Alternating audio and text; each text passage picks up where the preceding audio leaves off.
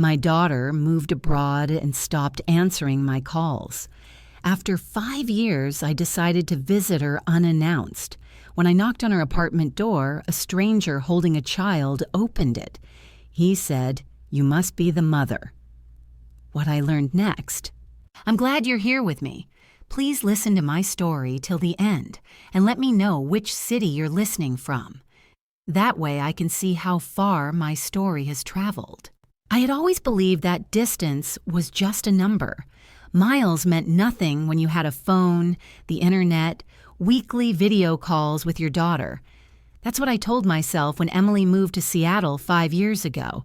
She had just finished her master's degree in environmental science, and a position at a research institute was too good to pass up. I was proud. Mothers are supposed to let go, aren't they? The first year, we talked every Sunday. She'd tell me about the rain, the coffee culture, her small apartment in Capitol Hill.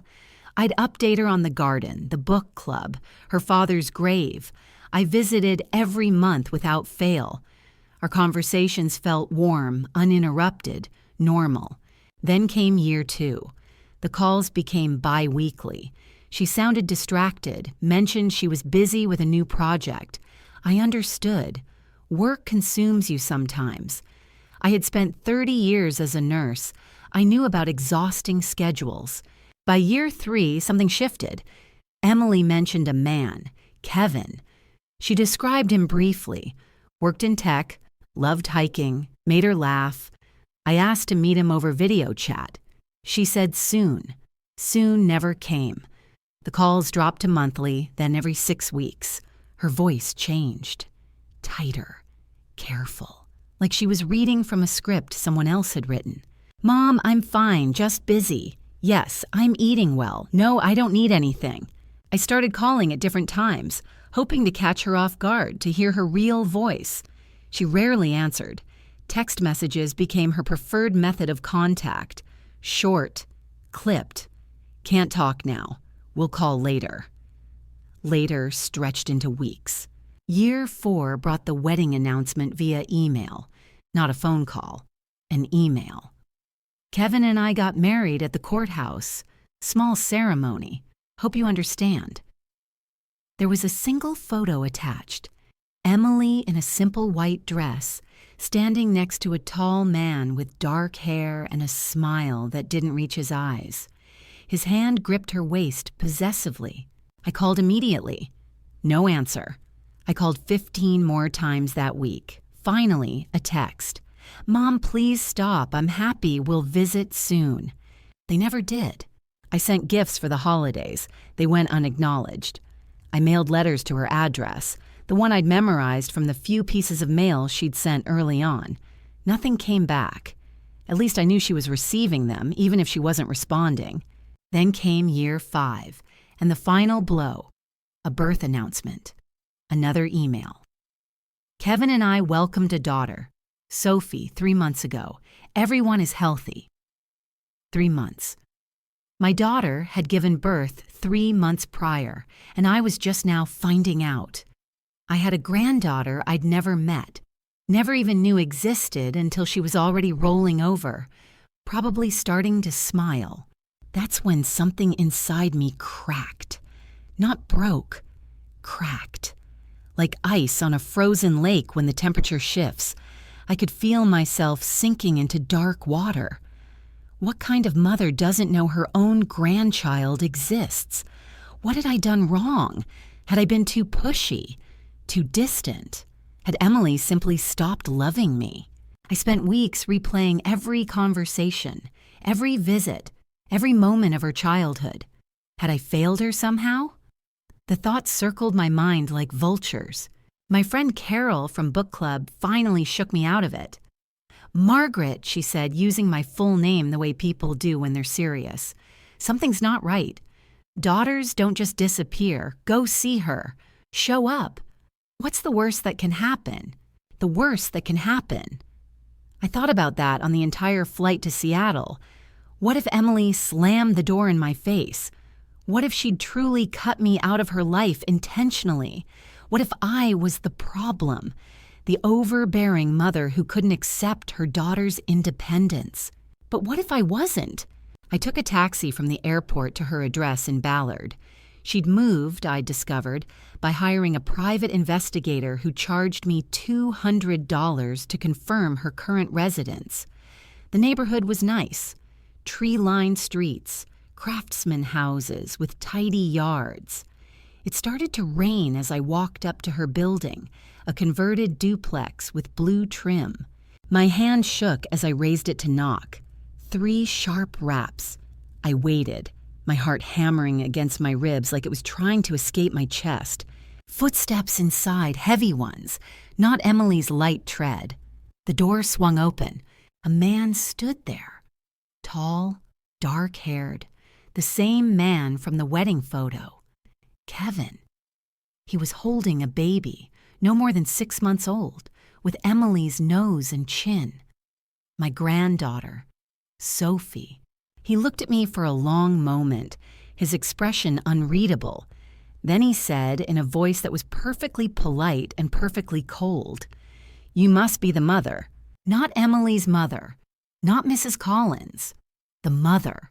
Like I was a concept, a problem, something expected but unwelcome.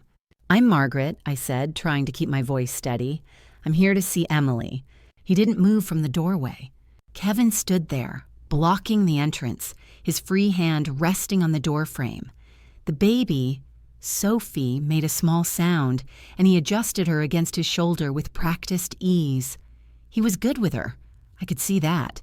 It made everything more confusing. "Emily's resting," he said. "She wasn't expecting visitors." "I'm not a visitor. I'm her mother." The words came out sharper than I intended. I softened my tone. "I'd really like to see her. I've come a long way." "You should have called first." "I tried calling for months. She doesn't answer." Something flickered across his face. Annoyance? Satisfaction? It was gone too quickly to identify. "She's been overwhelmed. New baby, work stress. You know how it is." I didn't know how it was because no one had told me anything. I wanted to scream this at him, but I swallowed it down. Nurses learn patience. You can't rush a difficult patient, and I was beginning to understand that Kevin was very difficult indeed. "I understand," I said carefully, "but I'm here now. May I come in? Just for a few minutes?" He hesitated, then stepped aside. "Wipe your feet. The floors were just cleaned." The apartment was immaculate. Not lived-in clean, but showroom clean. Everything matched. Gray couch, white walls, black accent pieces.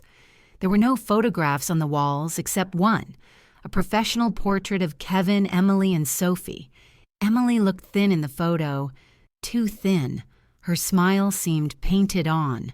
"Sit," Kevin said, gesturing to the couch. "I'll see if Emily's awake."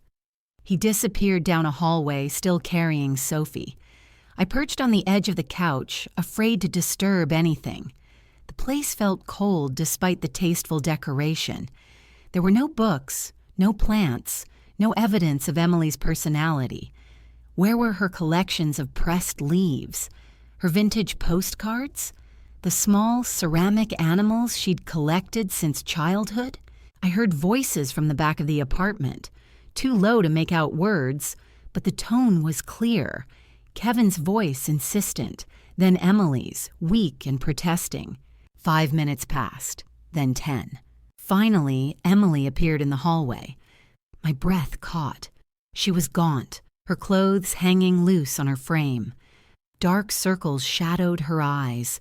She was 28 years old and looked 40. "Hi, Mom," she said quietly.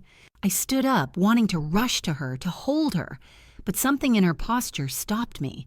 She stood with her arms wrapped around herself, defensive. "Emily," my voice cracked. "Sweetheart, it's so good to see you." "You should have called." I did call, many times. "I've been busy." We stood there, an ocean of carpet between us, speaking like strangers. Kevin reappeared, still holding Sophie. He positioned himself slightly in front of Emily. Protecting her? Or guarding her? "Would you like coffee?" Emily asked. The words sounded rehearsed. I'd love some. She moved to the kitchen, an open concept space visible from the living room. I watched her hands shake as she filled the coffee maker. Kevin watched too, his eyes tracking her every movement. "So," I said, trying to sound casual, "tell me about Sophie. She's beautiful." "She's 6 months old," Kevin answered before Emily could.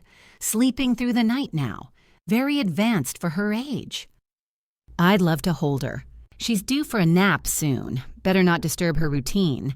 Emily brought me coffee in a white mug. No milk, no sugar, even though I always took both. She'd forgotten. Or never told Kevin. I sipped it black, the bitterness matching my growing unease. We made stilted conversation for 20 minutes. Every question I directed at Emily, Kevin answered. What was she working on? Taking a break from work to focus on motherhood. Did she like the neighborhood? We love it here. Very family-friendly. Was she making friends? We're very private people. We prefer our own company. We, always we. Emily said perhaps 50 words in total. She stared at her own coffee cup, barely drinking, barely breathing.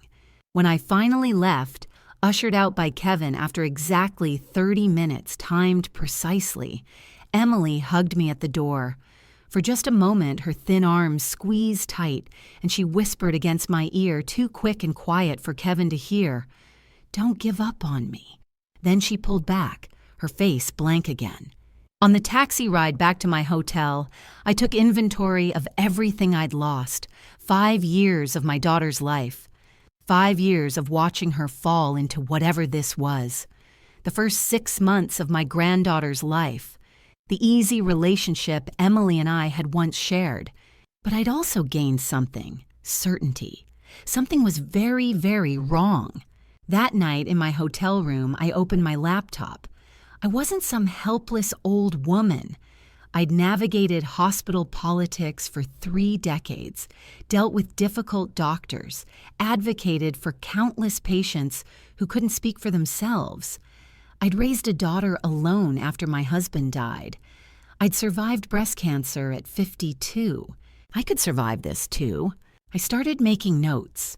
Times Emily had called. Things she'd said. The strange transition from engaged daughter to distant stranger. Kevin's controlling behavior. Emily's physical deterioration. That whispered plea. Don't give up on me.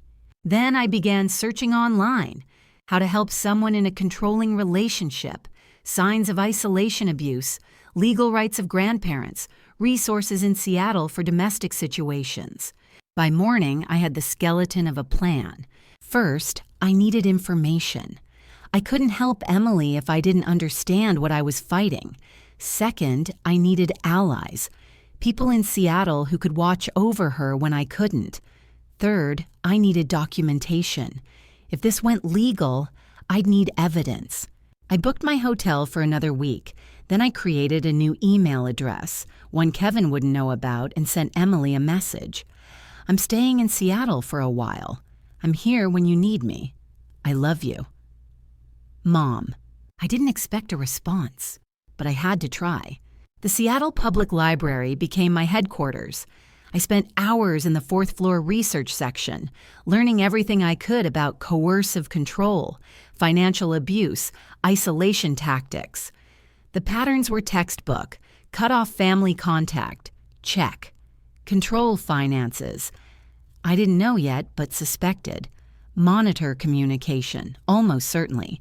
Destroy self-esteem. Emily's physical deterioration and silence spoke volumes. I also researched Kevin Brennan. Social media provided surprising information. His LinkedIn showed a mid-level position at a software company, nothing remarkable. But his mother, Janice Brennan, appeared frequently in his photos. She lived in Seattle, too, Magnolia neighborhood, an expensive area. The photos showed a severe-looking woman with perfect hair and an expression that suggested she'd just smelled something unpleasant. Kevin tagged her constantly. Lunch with Mom. Mom's advice is the best. Family is everything. That last one appeared on a photo from 3 months ago. Kevin and Janice holding baby Sophie at what looked like a baptism. Emily wasn't in the picture. On my 4th day in Seattle, I did something I'd never imagined doing. I parked outside Emily's building and watched. Not continuously. I wasn't a stalker. But I came by at different times, learning their patterns. Kevin left for work at 7:45 each morning. He returned at 6:15 each evening. Emily never left the apartment, not once. I saw other things too. Kevin's mother visited every day around 10 a.m., staying for 2 to 3 hours. I watched her arrive with shopping bags, let herself in with her own key. On the 5th day, I watched Janice leave. Then I approached the building and knocked. Emily answered this time. She looked startled, then frightened. She glanced behind her quickly. "Mom, you can't. Kevin doesn't. Is he here?" "No, but 5 minutes, please." She hesitated, then opened the door wider. I stepped inside quickly. The apartment looked different in daylight. Messier, more lived in. Baby items cluttered the coffee table. Emily wore sweatpants and a stained t-shirt. She looked exhausted. "You can't keep coming here," she said urgently. "Kevin gets upset." "Why would he get upset about your mother visiting?" "He says you stress me out, that you're judgmental." "Have I ever been judgmental of you?" Emily's eyes filled with tears. She shook her head. "Then why would he say that?" "His mother says the same thing, that you're trying to interfere, that new mothers need space, that outside opinions confuse first-time parents." The words tumbled out like she'd memorized them. "Is that what you believe?" "I don't know what I believe anymore." Her voice broke. I moved closer. "Emily, sweetheart, I need you to hear me. This isn't normal. Healthy relationships don't require cutting off your family." "He hasn't cut you off. I'm just busy." "You haven't left this apartment in weeks, maybe months." She froze. "How do you know that?" I could have lied. Should have, probably. But I decided on honesty. "I've been watching. I've been here several mornings. You never leave." Anger flashed across her face. "You've been spying on me." "I've been trying to understand what's happening to you." "Nothing's happening to me." "God, this is exactly what Kevin said you'd do. Show up unannounced, make accusations, try to control my life." "Is that really what you think? Or is it what he's told you to think?" She turned away. Sophie started crying from the bedroom. Emily's whole body tensed at the sound. I have to get her before she wakes up fully. Janice says if we respond immediately, she won't develop bad habits. "Janice isn't her mother, you are." "Janice knows what she's doing. She raised 3 successful sons." Emily's voice had taken on a strange, flat quality, reciting facts rather than expressing feelings. I followed her to the bedroom. Sophie lay in a crib surrounded by expensive monitors and gadgets. Emily picked her up with jerky, uncertain movements, as if she didn't quite trust herself. "Emily," I said gently, "may I hold her?" She looked torn, then slowly handed Sophie to me. My granddaughter was warm and solid in my arms, smelling of baby lotion and milk. She looked up at me with curious gray eyes, my mother's eyes. Something in my chest cracked open. "She's perfect," I whispered. "Kevin and Janice handle most of the care. They say I'm too anxious, that I might hurt her if I'm not careful." Emily's voice was barely audible. This was worse than I'd thought. They weren't just isolating her from me. They were separating her from her own child. "That's not true. You're her mother. You couldn't hurt her." "I don't know. Sometimes I feel so confused, so tired. Janice says it's postpartum depression, that I should trust her and Kevin to make decisions until I'm better." "Have you seen a doctor? A real doctor, not Kevin or his mother?" She shook her head. "Kevin says doctors just push medication. That natural support is better." "Natural support, meaning isolation and control." "Emily, I need to tell you something, and I need you to really hear me. This isn't normal or healthy. You're being controlled. You don't understand. You're not here. You don't see how patient they are, how much they help. Her phone buzzed. She grabbed it, read the message, and her face went white. You have to leave, now. That's Kevin. He has cameras. He knows you're here. Cameras, of course. Emily, please, Mom, please just go. You're making everything worse. I handed Sophie back reluctantly. I'm staying at the Hilton downtown, room 412. Call me anytime. I mean it, anytime. She didn't respond, just ushered me toward the door. I left, but not before I noticed something. The phone on the coffee table, Emily's phone, I presumed, had a tracking app open on the screen.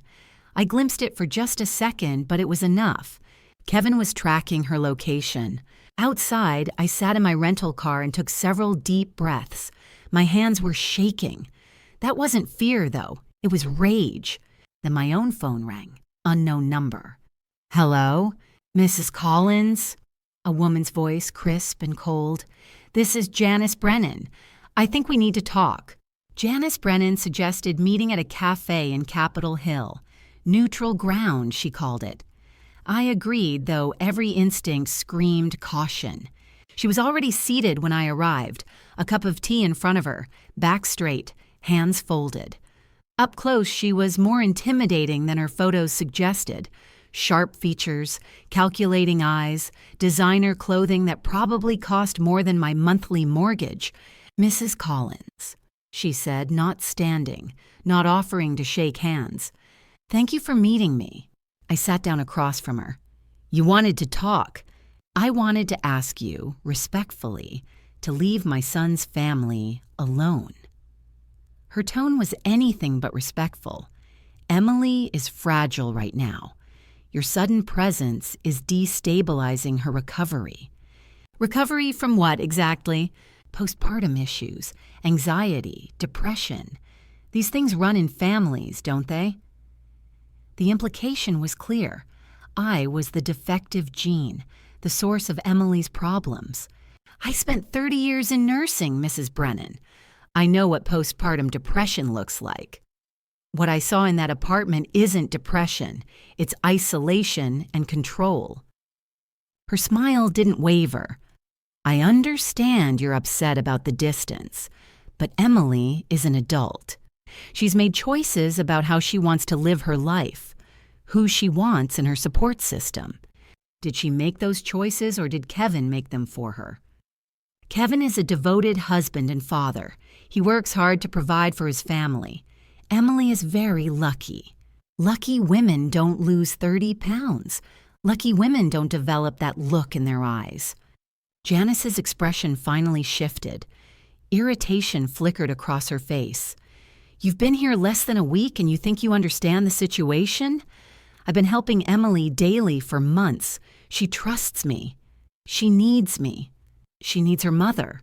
You abandoned her years ago when you let her move across the country. Now you show up making accusations, causing stress. You're being selfish. The conversation was going nowhere. I tried a different approach. Why does Kevin track Emily's location on her phone? Janice didn't even blink. Safety. Seattle has homeless issues. She could get lost with the baby. She can't get lost. She never leaves the apartment. That's her choice. Is it? Or is she too afraid to leave? Janice set down her teacup with deliberate precision. Mrs. Collins, I'm going to be very clear. Emily has expressed that your presence makes her uncomfortable. If you continue harassing her, we'll have no choice but to pursue legal action, restraining order, harassment charges. We have everything documented. Your unauthorized visits, your stalking behavior, your accusations. I haven't been stalking. You've been parking outside their home, watching them. You've admitted it yourself. That's stalking, legally speaking. She pulled out her phone, tapped something, then turned the screen toward me. Kevin's home security system, time-stamped videos of you sitting in your car, following Emily to the door, unauthorized entry when Kevin wasn't present. My stomach dropped. She had been recording me. We could destroy your reputation. Janice continued pleasantly. Imagine, grandmother arrested for stalking new mother, making delusional accusations. How would that look? What would your friends think? Your community? You're threatening me. I'm protecting my family. There's a difference. She stood, smoothing her skirt. Go home, Mrs. Collins. Stay away from Emily, Kevin, and my granddaughter. If you don't, you'll regret it. She left cash on the table for her tea and walked out. I sat there for 10 minutes trying to calm my racing heart. They had footage of me. They were building a case to paint me as unstable, obsessive. If I pushed too hard, they could lock me out legally, permanently. But if I didn't push at all, Emily would disappear completely. That evening, I returned to their apartment. I knocked loudly. Kevin answered, his face dark with anger. I told you to stay away. Let me talk to Emily. No, my mother already spoke to you. You need to leave Seattle. I'm not leaving my daughter. She's not your daughter anymore. She's my wife, Sophie's mother, and part of our family. You gave up your claim when you let her move here alone. I didn't let her do anything. She's an adult with her own choices. Exactly, and she chooses us. He stepped closer, lowering his voice. You want to know the truth? Emily doesn't want you here. She told me herself. You smother her. You make her feel guilty for having her own life. She's happier without you. The words hit like physical blows. I don't believe you. Believe what you want, but if you show up here again, I'm calling the police. We have evidence of harassment. Don't test me. He slammed the door. I stood in the hallway, shaking. Part of me wanted to break down the door, grab Emily, take her away from this. But that would only prove their narrative, that I was unhinged, dangerous. I needed to be smarter. Back at the hotel, I ordered room service and tried to think strategically. They were building a case against me. I needed to build a better one. The next morning, I called a family law attorney in Seattle. I explained the situation carefully, leaving out my surveillance activities. The attorney listened, then delivered bad news. Without Emily's cooperation, I had almost no legal standing. Grandparent rights in Washington were limited. Unless I could prove abuse or neglect with solid evidence, courts favored parental autonomy. What kind of evidence? I asked. Medical records showing harm, financial documentation of exploitation, credible witness testimony, police reports, something concrete, not just observation. I needed concrete evidence, but how? I spent the next 2 days in my hotel room, exhausted and defeated. The confrontation with Janice and Kevin had drained me more than I'd realized. I was 58 years old, fighting battles I didn't know how to win, against people who had resources and preparation I didn't. Carol called from Ohio. How's it going? Terrible, I admitted. I told her everything. Come home, she said gently. Regroup. You can't help Emily if you burn yourself out. If I leave, I might never get her back. If you stay like this, you'll definitely lose. Take a few days, rest, think, then come back stronger. She was right. I was running on emotion, not strategy. That's how you lose battles. I didn't leave Seattle, but I stopped surveillance, stopped trying to force contact. For 3 days, I did tourist things, visited Pike Place Market, walked along the waterfront, ate at restaurants. I gave myself permission to rest and think. And while I rested, I researched. Not emotional articles about control and abuse, but practical resources, support groups, domestic violence organizations, legal aid societies. I made lists, drew diagrams, planned. By the 4th day, I felt clearer, calmer, and I had a new plan. On the morning of the 4th day, someone knocked on my hotel room door. I looked through the peephole and saw Kevin standing in the hallway, holding a large envelope. I considered not answering, but curiosity won. I opened the door but kept the chain engaged. What do you want? To talk. Civilly. He looked tired, less angry than before, almost reasonable. May I come in? No. He sighed. Fine. I'll talk from here. He held up the envelope. This is a check. $25,000. Consider it a gesture of goodwill. I stared at him. What? I know this situation has been hard on you. You've spent money coming here, staying in hotels.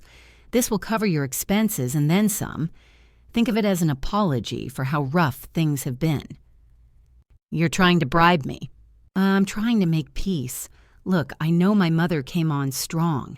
That's just how she is. But we're not monsters, Margaret. We want what's best for Emily and Sophie. And honestly, the stress of this situation isn't good for Emily.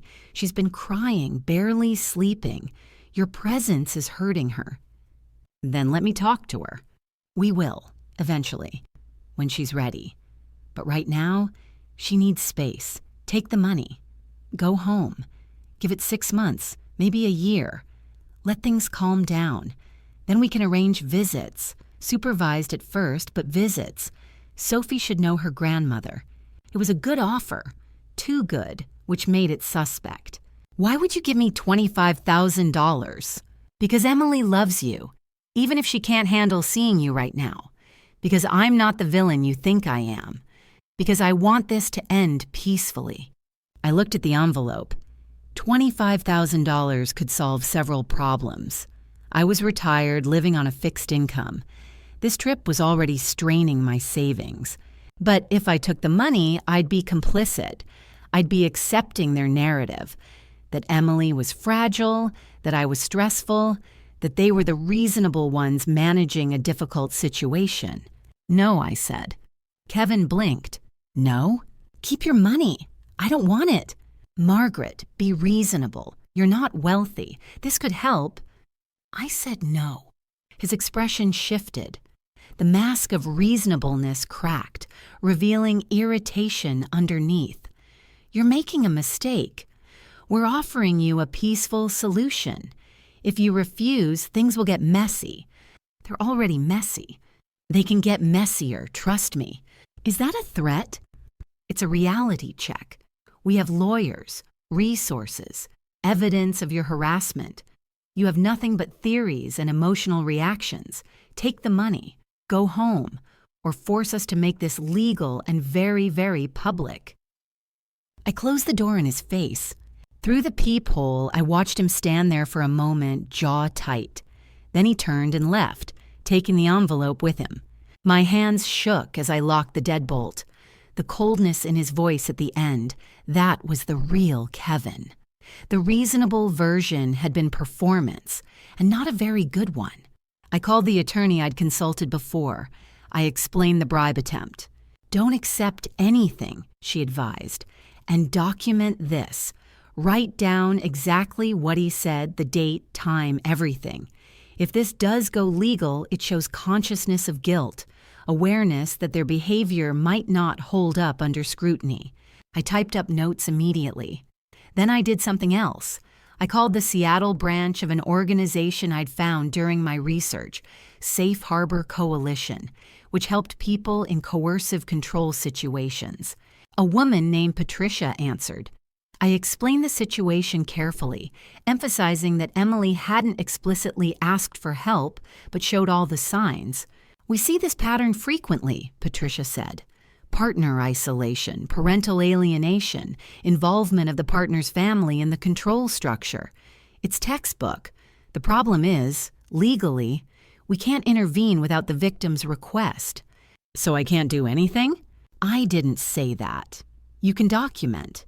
You can maintain gentle, non-threatening contact if possible. You can make sure she knows support exists when she's ready. And you can take care of yourself. Caregivers burn out, and if you burn out, you can't help her. His mother threatened me, then he tried to bribe me. That's escalation. They're afraid you'll be persistent. Good. Fear makes people sloppy. Keep being calm and steady. Don't give them ammunition by losing control. Patricia connected me with a support group for families dealing with similar situations. That evening, I attended my first meeting in a church basement in Fremont. 7 people sat in a circle, ranging from young to elderly. Each told a story of a loved one lost to a controlling partner or in-laws. Some had been fighting for years. Others had recently lost access. A few had successfully helped their family members escape. The stories were heartbreaking, but also hopeful. A woman named Diane, about my age, approached me after the meeting. "Your daughter's situation sounds like my son's was. His wife and her father cut him off from everyone, convinced him we were toxic. It took 3 years, but he finally got out." 3 years? I know, it feels impossible, but the key is patience and presence. I sent him cards every week. Nothing preachy, just thinking of you. I never stopped. Eventually, his wife got sloppy, showed her real colors in front of him. He called me and I was ready. How did you stay strong that long? Groups like this, therapy, knowing I wasn't crazy or alone. She squeezed my hand. "You're not alone, Margaret." For the first time in days, I felt something other than despair or rage. I felt solidarity. I went back to my hotel and wrote Emily a letter, not pleading or accusatory, just present. "Dear Emily, I'm still in Seattle. I'm staying at the Hilton for a while longer. I want you to know that I'm not angry, and I'm not trying to control you. I'm just here. If you need me, for anything, I'm here. I love you and Sophie more than words can say. You don't have to respond to this. I just wanted you to know. Love always, Mom." I mailed it the next morning. 2 days later, Kevin's mother appeared at my hotel again. This time, she didn't request a meeting. She simply left a message at the front desk. "Your presence is noted and unwelcome. Consequences will follow." The note was unsigned but typed on expensive cardstock. I kept it, added it to my documentation file. The antagonists were watching, waiting for me to make a mistake. I wouldn't give them one. 3 days after Janice's threatening note, Kevin called my cell phone. I'd given Emily the number. Apparently, he had access to her contacts. "Margaret." His voice was warm, friendly even. "I apologize for how I came across last time. I was stressed. Can we meet? Really talk? Maybe bring Emily this time?" Every alarm in my head screamed trap. But if Emily would be there, where and when? "Our apartment, tomorrow afternoon, 2 p.m. We'll have coffee, talk things through like adults. Emily wants to see you." Emily said that herself? Yes, she feels bad about how things have gone. We all do. I didn't believe him, but I had to take the chance.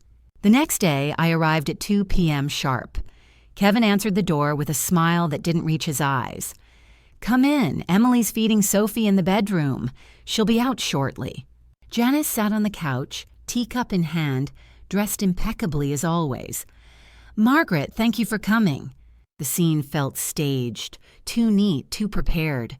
"Where's Emily?" "Patience," Kevin said. "She's nervous. Give her a moment." We sat in awkward silence. I noticed new details this time. A baby monitor on the side table, volume up. They could hear everything happening in Sophie's room. A stack of books on parenting, all authored by conservative psychologists who advocated traditional gender roles. A framed photo of Kevin and Janice, but none of Emily's family. Finally, Emily emerged. She looked worse than before, hollow-eyed, moving slowly. She sat in a chair across from me, hands folded in her lap. "Hi, Mom." "Hi, sweetheart." Kevin positioned himself behind Emily's chair. Janice remained on the couch, observing. "Emily wanted to talk to you," Kevin began, "to explain some things." Emily opened her mouth, hesitated. Kevin's hand landed on her shoulder. "It's okay," he said gently. "Tell her." "Mom, Emily's voice was barely audible. "I appreciate you caring, but you need to understand that I'm happy. Kevin takes care of me. Janice helps with Sophie. I don't need—" I can't handle... Can't handle what? I asked softly. Kevin squeezed her shoulder. Tell her about the anxiety. I have anxiety, really bad anxiety. Kevin thinks, we think, that too much outside stress makes it worse. Have you seen a therapist? She doesn't need a therapist, Janice interjected. Therapy creates dependency. Emily needs family support, not strangers who push medication. I looked directly at Emily. Is that what you believe? Emily's eyes filled with tears. I don't know what I believe. See, Kevin said. This is what happens. You come around, ask questions, make her doubt herself. She gets confused and upset. It's not healthy. What's not healthy is isolating her. No one's isolating anyone, Janice snapped. Emily chooses to stay home because she's most comfortable here. She chooses to limit stressful relationships. Those are her choices. Are they? I looked at Emily. Sweetheart, be honest. Do you want me here or not? The room held its breath. Emily looked at Kevin, at Janice, then at me. I want... Her voice cracked. I want things to be easier. Easier means you going back to Ohio, Kevin said flatly. Stop pretending this is about Emily's wants. You want access to our family on your terms. That's not happening. There it was. The mask dropped completely. Our family, I repeated. Emily is my daughter. She's my wife. Sophie is my daughter. This is my home, and you're not welcome in it. Kevin, Emily whispered. No, Emily, your mother needs to hear this. She's been sneaking around, stalking us, making accusations, refusing reasonable compromises. She's trying to sabotage our marriage. That's insane. Is it? Janice stood, pulling out her phone. We have evidence of everything. Your surveillance, your unwanted visits, your attempts to manipulate Emily. We've been documenting it all. One more step out of line and we'll bury you legally. You're threatening me again. We're protecting our family, Kevin said. Something you apparently don't understand. Emily doesn't need a mother who creates chaos. She needs stability.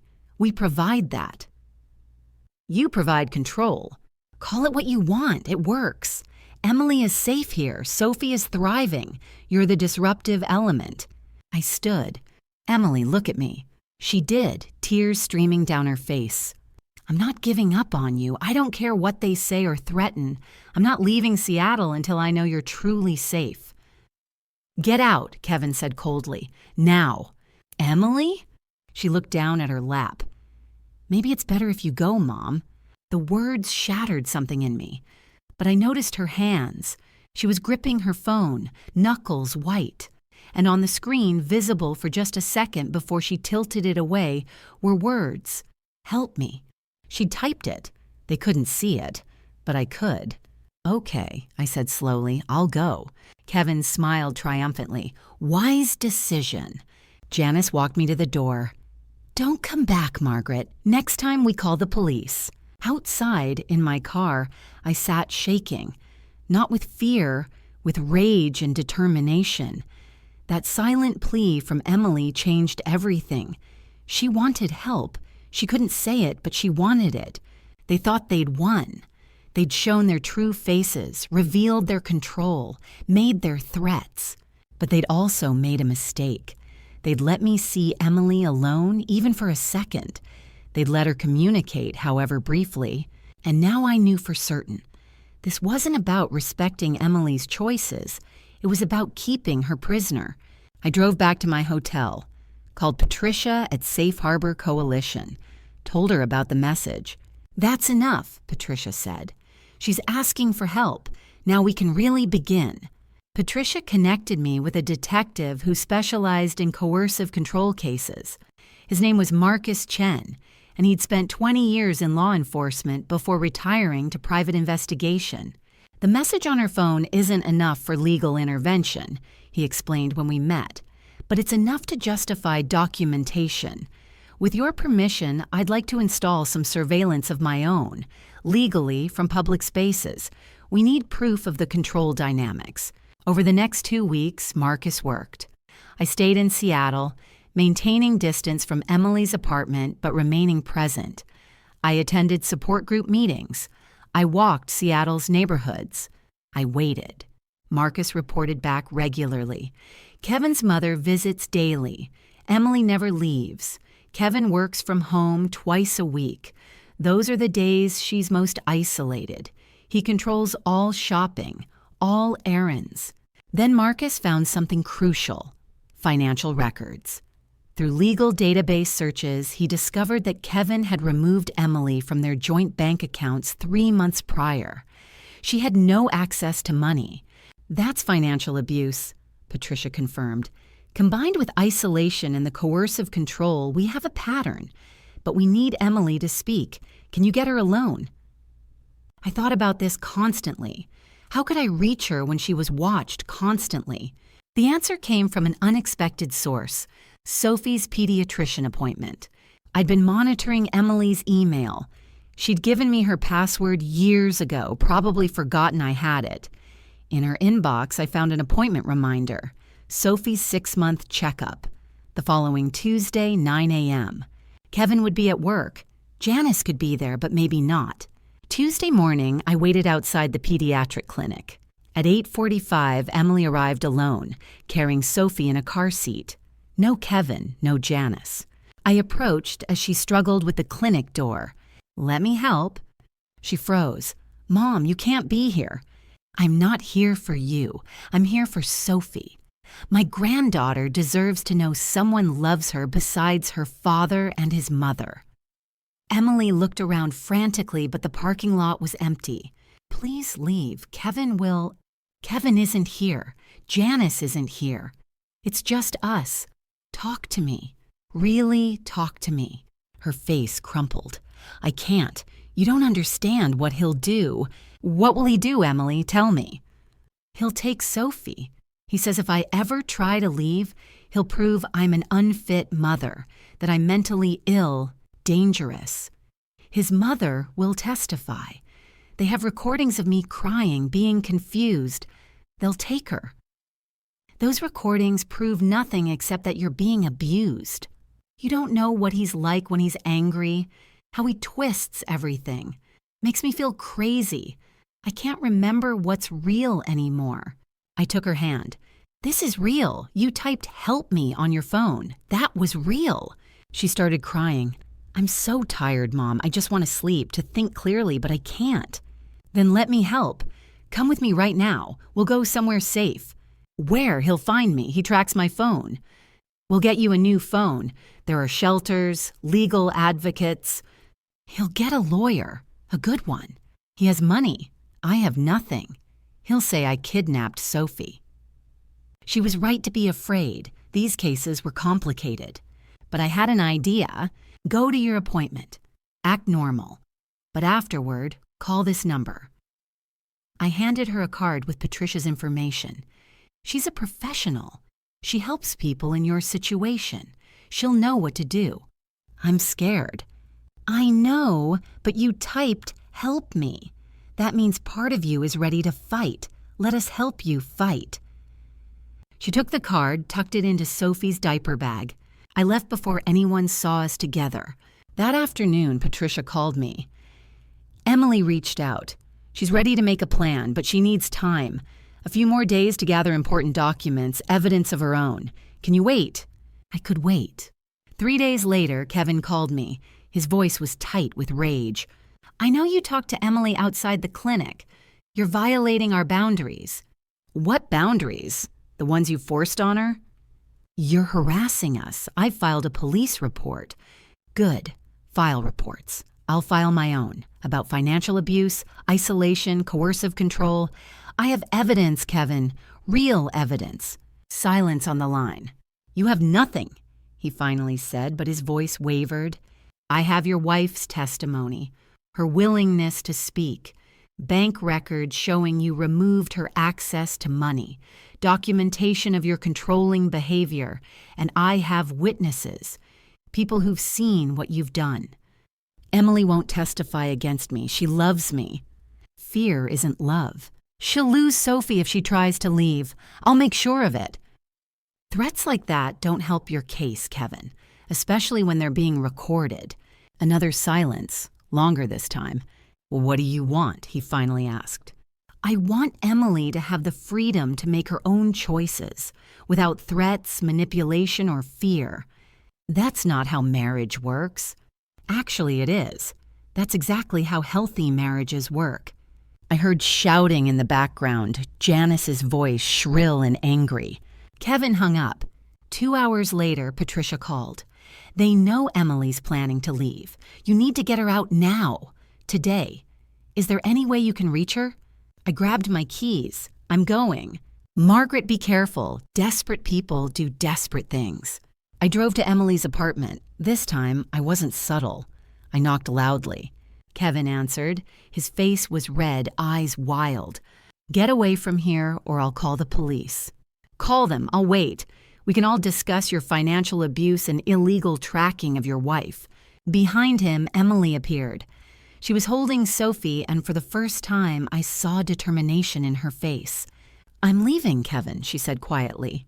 His expression transformed, rage, panic, calculation all flickering across his features in seconds. "You can't leave. You're not well. You need help." "I'm leaving. You can't stop me." "I'll take Sophie. I'll prove you're incompetent." "You can try," I said, "but you'll lose. Judges don't look kindly on financial abuse and coercive control. We have everything documented." Janice appeared behind Kevin. "You manipulative bitch. You've poisoned her against her own family." "I'm her family," I said coldly. "You're the poison." Emily walked past them both, out the door, carrying Sophie. Kevin grabbed her arm. "You're not taking my daughter." "Let go of her," I said. "Now." He did, but his face promised violence. We walked to my car. Emily got in, clutching Sophie. Her hands shook, but her jaw was set. Behind us, Kevin stood in the doorway, phone already to his ear. "Let him call whoever he wants," I said. "We have the law on our side now." We drove away. In the rearview mirror, I saw him standing there, Janice beside him, both of them shrinking smaller and smaller until they disappeared.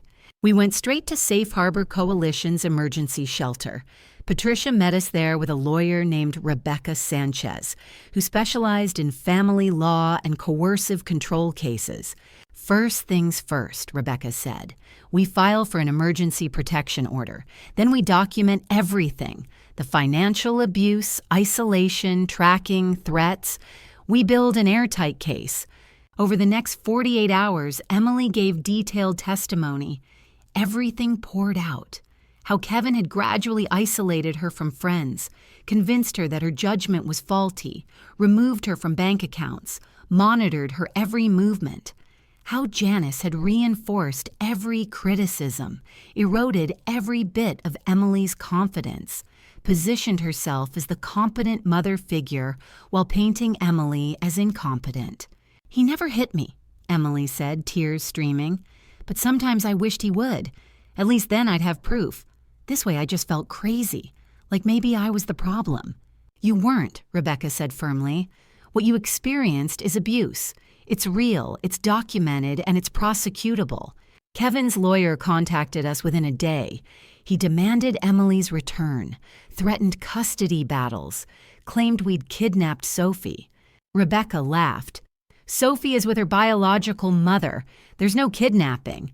Tell your client to stop making false allegations, or we'll add harassment to the charges we're filing." The protection order was granted. Kevin was ordered to stay away from Emily and Sophie. He violated it within a week, showing up at the shelter. The police arrested him. He spent a night in jail before posting bail. That night in jail changed something. When Kevin's lawyer contacted us again, the tone was different, less aggressive, more desperate. "My client is willing to negotiate," the lawyer said. "Reasonable custody arrangements, financial support, no contested divorce. Your client doesn't get to negotiate from a position of threatening and abusing," Rebecca responded. "Here's what's happening. Full custody to Emily pending psychiatric evaluation of Kevin, which we'll be requesting from the court. full financial accounting of all marital assets, repayment of money Emily was denied access to, and Kevin and his mother stay away from Emily and Sophie except for supervised visitation, if the court allows it. That's outrageous. That's generous. Or we can go to trial and make this very public. Shall I give the court records to the media? I'm sure local outlets would love a story about tech worker who financially abused and isolated his wife with his mother's help. Silence on the line. I'll discuss it with my client. 2 weeks later, Kevin agreed to everything. The divorce was uncontested. Emily received 70% of marital assets, full custody of Sophie, and a restraining order that would last for years. Kevin was required to attend counseling before even supervised visitation could be discussed. Janice tried to fight it separately, claiming grandparent rights. Rebecca destroyed that case in one hearing. Mrs. Brennan, the judge said, peering over her glasses, you participated in isolating this young mother from her support system, undermined her confidence, and enabled your son's controlling behavior. You have no rights here. If you continue pursuing this, I'll extend the restraining order to include you permanently. Janice left the courthouse in fury, but she left. The final hearing was almost anticlimactic. Kevin appeared with his lawyer, signed everything, barely looked at Emily. He looked diminished somehow, smaller, less intimidating. The man who'd loomed so large in our lives was just ordinary. Weak, even. As we left the courthouse, Emily was shaking. It's over, I said, really over. I keep thinking he'll come back, that somehow he'll find a way. He can't. The law is on your side now, and I'm here. I'm not going anywhere. We returned to Ohio 2 months later. Emily moved into my house temporarily while she figured out her next steps. Sophie began sleeping better almost immediately. No more rigid schedules, no more tension in the air. Emily started therapy, real therapy, with a psychologist who specialized in recovering from coercive control. She began eating again, gaining back the weight she'd lost. Color returned to her face. She also started applying for jobs in Cincinnati. I can't live in Seattle anymore, she said. Too many memories, and I want to be near you if that's okay. More than okay. 6 months after leaving Kevin, Emily found a position with an environmental consulting firm. She rented a small house 3 miles from mine. She furnished it slowly, deliberately, choosing each piece herself. No one told her what colors to use, what style to prefer, how to arrange her space. She was building her own life, finally. As for Kevin and Janice, I heard through Rebecca that Kevin lost his job. The arrest and protection order raised questions at his company. He moved back in with his mother. They were, by all accounts, miserable together. I felt no sympathy. Emily filed additional civil suits for the financial abuse, for the emotional distress. Those cases were still pending, but Rebecca was confident. They'll settle, she said. Going to trial would expose everything. They'll pay to make it go away. Emily would use that money for Sophie's education fund, a fitting end to their control, financing the freedom they'd tried to deny. One evening, Emily and I sat on my back porch, watching Sophie toddle around the yard. She was walking now, laughing, free. Thank you, Emily said quietly, for not giving up. I don't know what would have happened if you hadn't come to Seattle. You would have found your way out eventually. Maybe, but maybe not. I was so deep in it, Mom, so confused. I really thought I was the problem. You were never the problem. She leaned her head on my shoulder. I love you. I love you too, sweetheart. We sat in comfortable silence as the sun set, painting the sky orange and pink. Everything wasn't perfect. Emily still had nightmares. She still doubted herself sometimes. Recovery wasn't linear, but she was free. Sophie was safe. We were together. That was everything.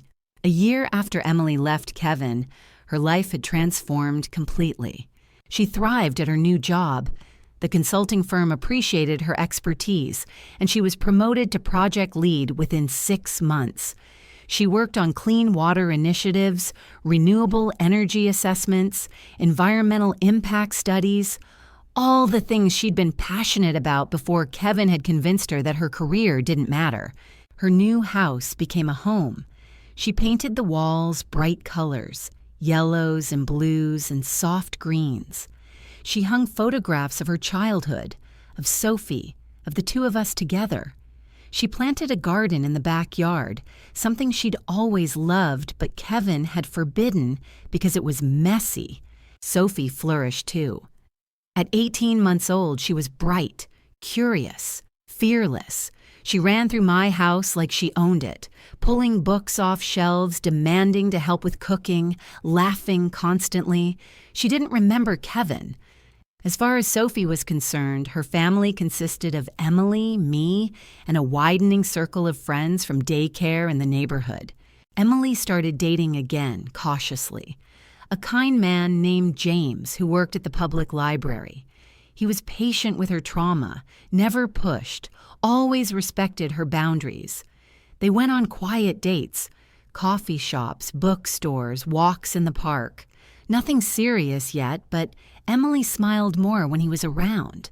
She also reconnected with old friends she'd lost during the Kevin years. They were understanding, supportive, thrilled to have her back.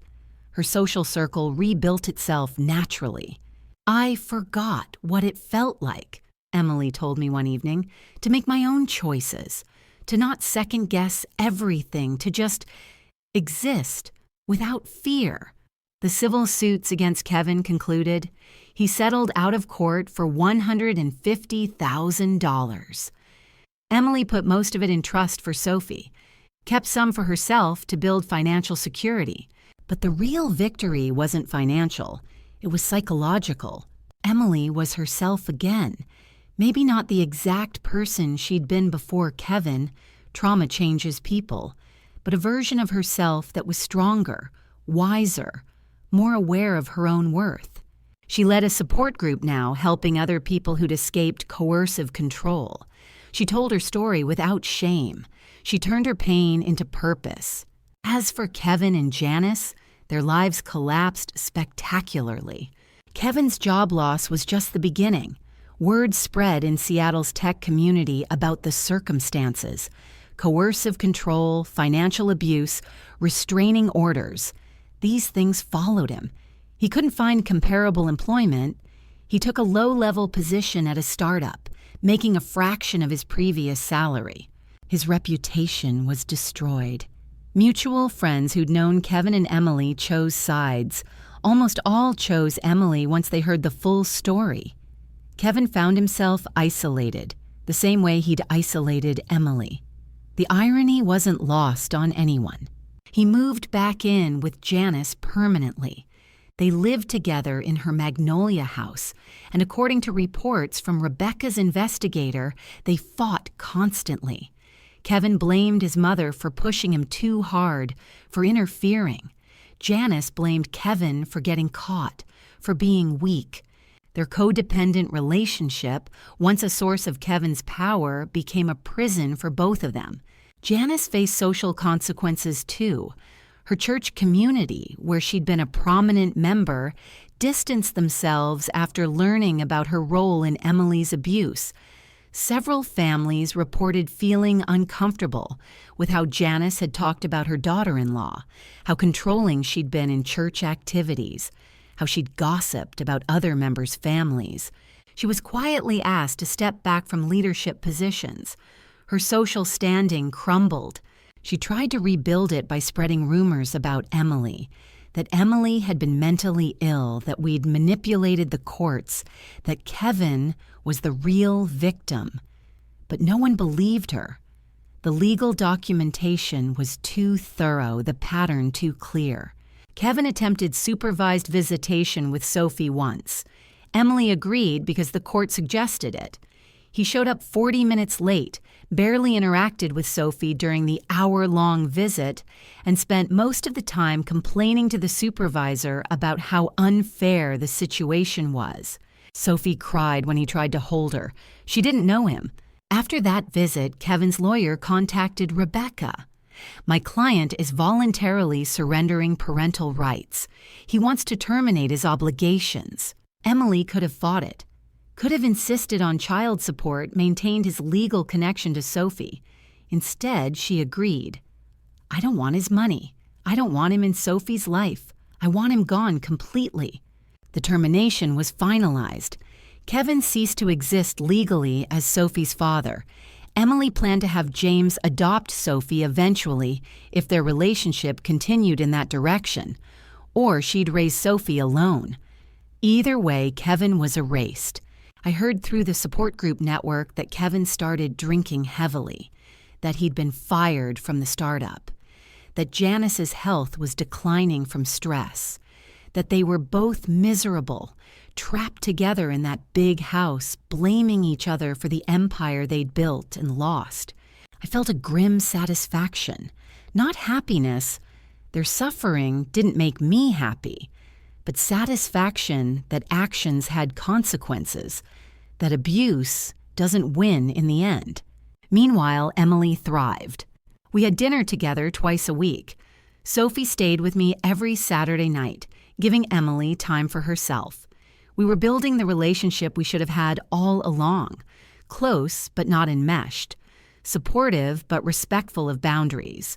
Emily sometimes thanked me for saving her. I always corrected her. I didn't save you. I helped you save yourself. One Saturday evening, we sat in my living room. Sophie had fallen asleep on the couch between us, exhausted from a day at the zoo. I have something to tell you, Emily said. She was smiling, nervous. I've been applying to PhD programs. I want to go back to school, finish what I started before Kevin. That's wonderful. I got accepted. University of Cincinnati, full funding. I start in the fall. I hugged her tight. I'm so proud of you. I'm proud of me too, she said, and she meant it. That night, after Emily and Sophie went home, I sat on my porch and thought about the past 2 years. The fear, the uncertainty, the fight. It had been worth it. Every moment. Emily was free. Sophie was safe. Our family was whole. And Kevin and Janice, they'd gotten exactly what they deserved. Each other and nothing else. Oh, what would you do? If your daughter disappeared behind a controlling partner and his manipulative mother, would you have the strength to fight, the patience to wait, the courage to stand against threats and intimidation? I'm sharing my story because someone out there might need to hear it. Maybe you're the mother searching for her child. Maybe you're the person trapped, wondering if escape is possible. It is possible. Don't give up. If this story resonated with you, please leave a comment sharing your thoughts. Subscribe to hear more stories of resilience, survival, and justice. I have many more to tell. Thank you for listening to my story. Thank you for witnessing my daughter's courage. And thank you for being part of a community that believes survivors and fights for truth. Remember, isolation ends when someone refuses to look away. Be that someone.